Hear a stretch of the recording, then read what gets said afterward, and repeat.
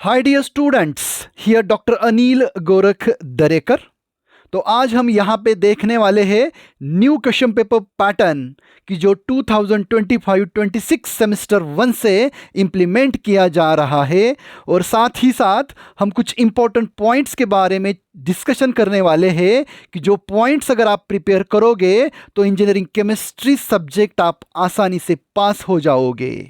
तो चलो पहले देखते हैं इंजीनियरिंग केमिस्ट्री सब्जेक्ट पास करने के लिए कंडीशन क्या है। तो 60 मार्क्स का आपका एंड सेमेस्टर एग्जाम होगा, उसमें से आपको 24 मार्क्स लाना ही है। इन एडिशन टू दैट आपका इंटरनल एग्ज़ाम जो CCE है वो 30 मार्क्स का हुआ है, लेकिन वो 30 मार्क्स 40 में कन्वर्ट किए जाएंगे और 40 में से आपको कम से कम 16 मार्क्स स्कोर करना ज़रूरी है। अगर आप end semester and internal exam का अगर एडिशन करोगे तो दोनों का एडिशन जो है वो 40 आना चाहिए out of 100। And individual end semester में 24 मार्क्स लगेंगे, एंड इंटरनल एग्ज़ाम जो CCE हम बोलते हैं उसमें आपको 16 मार्क्स ज़रूरी है सब्जेक्ट पास करने के लिए। तो देखते हैं क्वेश्चन पेपर पैटर्न किस तरीके से होगा। तो सबसे पहला सवाल जो होगा, पहला क्वेश्चन होगा वो MCQ के ऊपर होगा। वहाँ पे हर एक यूनिट के ऊपर 2 MCQ पूछे जाएंगे। इस तरीके से 5 यूनिट के ऊपर 10 MCQ आएंगे। अगर 10 MCQ आपको सही आंसर उसका अगर आपको आता है तो यहाँ पे आपको क्वेश्चन नंबर 1 में ही 10 मार्क्स मिल जाएंगे। तो हम आगे बढ़ते हैं क्वेश्चन नंबर 2 की तरफ। तो क्वेश्चन नंबर 2 जो है वो यूनिट नंबर 1 के ऊपर है, और क्वेश्चन नंबर 2 में 4 सब क्वेश्चंस होंगे। हर एक क्वेश्चन 5 मार्क्स के लिए है, लेकिन ये 4 में से आपको कौन से भी 2 क्वेश्चन ही सॉल्व करना है। तो आपको यहाँ पे बहुत सारे ऑप्शंस हैं, 4 में से ओनली 2 आपको सॉल्व करना है। आपको यहाँ पे 10 मार्क्स मिल जाएंगे। हम आगे बढ़ते हैं क्वेश्चन नंबर 3 की तरफ। तो क्वेश्चन नंबर 3 जो है वो यूनिट नंबर 2 के ऊपर पूछा जाएगा, और यहाँ पे भी पैटर्न सेम ही है। 4 क्वेश्चन में से आपको कौन से भी 2 क्वेश्चंस आपको यहाँ पे सॉल्व करने हैं। आपको यहाँ पे 10 मार्क्स मिल जाएंगे। फिर क्वेश्चन नंबर 4 जो है वो यूनिट नंबर 3 के ऊपर है। अगेन यहाँ पे 4 सब क्वेश्चंस होंगे। हर एक क्वेश्चन के लिए 5 मार्क्स का वेटेज है। अगेन यहाँ पे भी 4 में से आपको 2 ही क्वेश्चंस जो है वो सॉल्व करने हैं, और यहाँ पे आपको मिल जाएंगे 10 मार्क्स। फिर क्वेश्चन नंबर 5 है वो यूनिट नंबर 4 के ऊपर आएगा। अगेन यहाँ पे 4 सब क्वेश्चंस होंगे, उसमें से आपको कौन से भी 2 सॉल्व करने हैं। यहाँ पे भी आपको 10 मार्क्स मिल जाएंगे। फिर क्वेश्चन नंबर 6 है वो आखिरी का यूनिट नंबर 5 के ऊपर होगा। यहाँ पे भी आपको 4 सब क्वेश्चंस पूछे जाएंगे, उसमें से कौन से भी आपको 2 ही सॉल्व करना है। यहाँ पे भी आपको 10 मार्क्स मिल जाएंगे। इस तरीके से आपका जो क्वेश्चन पेपर है 60 मार्क्स का होगा। पहला क्वेश्चन 10 मार्क्स के MCQ, और बाकी के जो 5 क्वेश्चंस है हर एक क्वेश्चन 10 मार्क्स के लिए है। इस तरीके से आपका जो पेपर है क्वेश्चन पेपर वो पूरा 60 मार्क्स का होगा।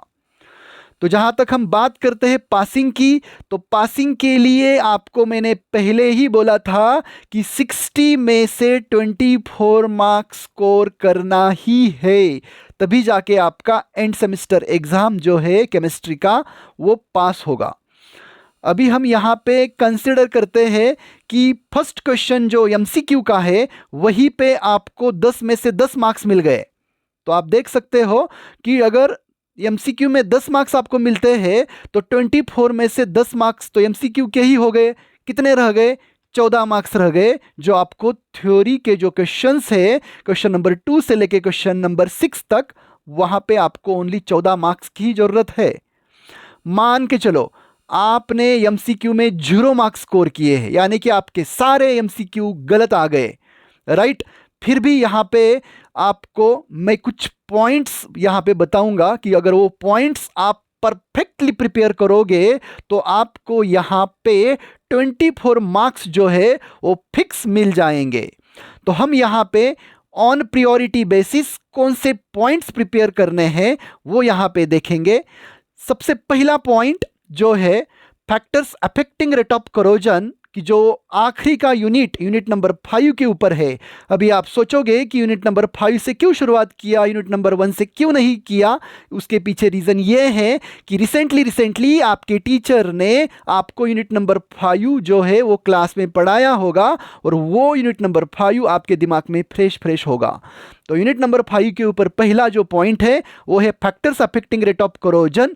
तो यहाँ पे आपको 5 फैक्टर्स लिखने हैं, 5 फैक्टर्स को आपको 5 मार्क्स मिल जाएंगे। और mostly factors affecting rate of corrosion वो मेटल के ऊपर पूछा जाएगा।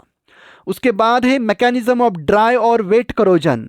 यहाँ पे ड्राई करोजन यानी कि ऑक्सीडेशन करोजन, उसके जो मैकेनिज्म के जो 4 स्टेप्स है उसका जो डायग्राम है और उसके जो रिएक्शंस है स्पेशली ऑक्साइड फिल्म के वो आपको प्रिपेयर करने हैं। और साथ ही साथ वेट करोजन का जो मैकेनिज्म है राइट, वो वेट करोजन का mechanism H2 liberation and O2 absorption है राइट। तो वहाँ पे आपका डायग्राम, एक्सप्लेनेशन एंड रिएक्शन आएगा। साथ ही साथ यहाँ पे आपको ड्राई करोजन, वेट करोजन का जो डेफिनेशन है वो भी लर्न करना होगा। उसके बाद हम आगे बढ़ेंगे। पॉइंट नंबर 3 अगर आप देखोगे तो वो है पावर अल्कोहल या तो बायोडीजेल। ये दो जो पॉइंट्स है वो यूनिट नंबर 4 से बिलोंग करते हैं। यहाँ पे आपको पावर अल्कोहल रहने दो या बायोडीजेल रहने दो, दोनों का डेफिनेशन लर्न करना होगा। साथ ही साथ उनका प्रिपरेशन कैसे किया जाता है, उसका प्रिपरेशन का रिएक्शन जो है वो लर्न करना है और उसके जो एडवांटेजेस एंड डिसएडवांटेजेस जो है वो आपको लर्न करने होंगे। उसके बाद है पॉइंट नंबर 4 जहाँ पे हाइड्रोजन गैस का प्रोडक्शन है bye steam reforming of methane and Coke. अगर यहाँ पे आप स्टीम रिफॉर्मिंग ऑफ मीथेन करोगे तो 2.5 मार्क मिलेगा एंड कोक का करोगे तो 2.5 मार्क मिलेगा। तो यहाँ पे स्टीम रिफॉर्मिंग ऑफ मीथेन उसमें जो एक्सप्लेनेशन है राइट एंड रिएक्शंस है वो लिखने पड़ेंगे, उसी वे से आपको कोक का भी लिखना होगा।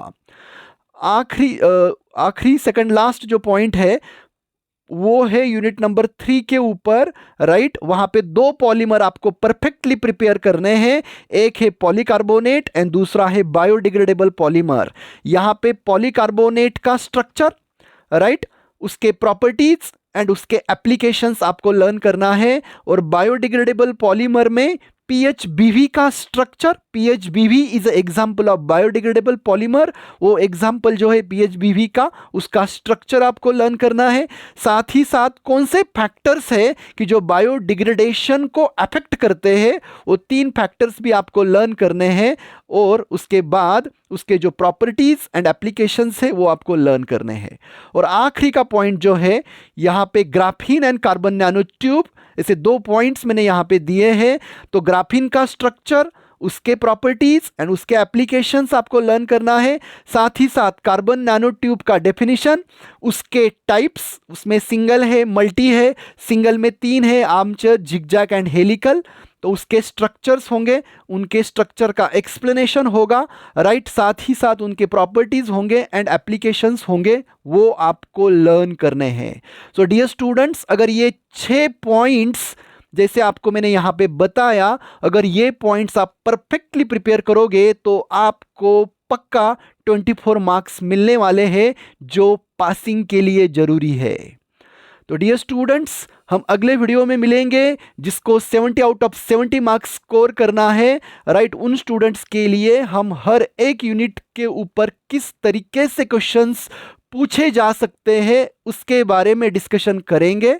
So here wish you all the best and thank you for watching my video. Kindly like and subscribe.